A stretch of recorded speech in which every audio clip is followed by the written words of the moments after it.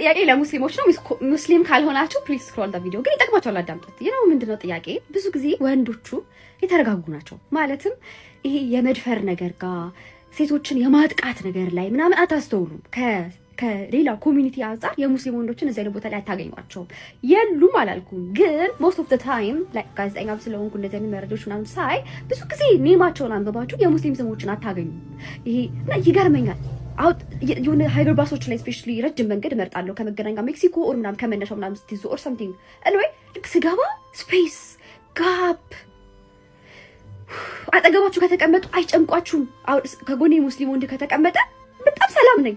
በጣም የሴቶቹን ነገር አደራል ወተቁላህ ፊልኒሳ ሴቶቹን እንዳትበድሏቸው። ሴት ልጅ አሁን የቃ ማሻሻጫ መቀለጃ ነች አይደል?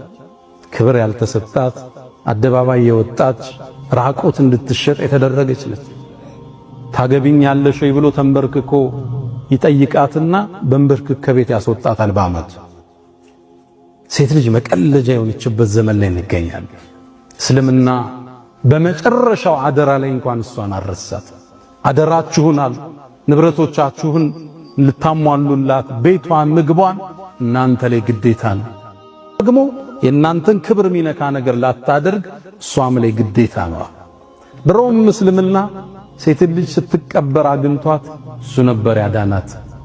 ወኢዘል መውኡደቱ ሱኢለት ቢአይ ዘንብን ቁትለት። አንድ ሰው ሴት ልጅ ሲወልድ ያፍር ይሸማቀቅ ነበር። እስልምና መጥቶ ሴት ልጅ ትልቅ ደረጃ ሰጣት፣ ከፍ አደረጋት፣ የቤቱ ንግስት አደረጋት።